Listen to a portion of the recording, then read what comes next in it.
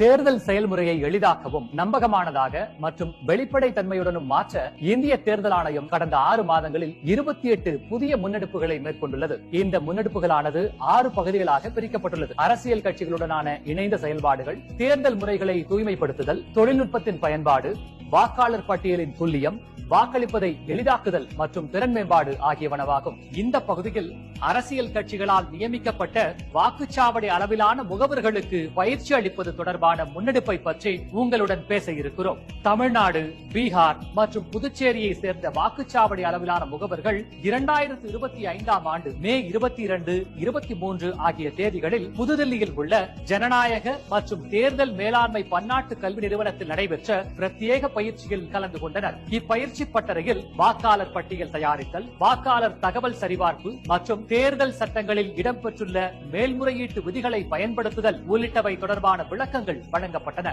தமிழ்நாட்டைச் சேர்ந்த 254 வாக்குச்சாவடி அளவிலான முகவர்களுக்கு இப்பயிற்சியில் பங்கு கொண்டு பயன்பெற்றனர். அடுத்த காணொலியில் இந்திய தேர்தல் ஆணையத்தால் மேற்கொள்ளப்பட்டுள்ள பிற முன்னெடுப்புகளை பற்றி காண்போம். இதுபோன்ற இந்திய தேர்தல் ஆணையம் தொடர்பான மேலும் புதிய தகவல்களுக்கு எங்களது அனைத்து சமூக ஊடக தளங்களை பின்தொடரவும் மற்றும் சப்ஸ்கிரைப் செய்யவும்.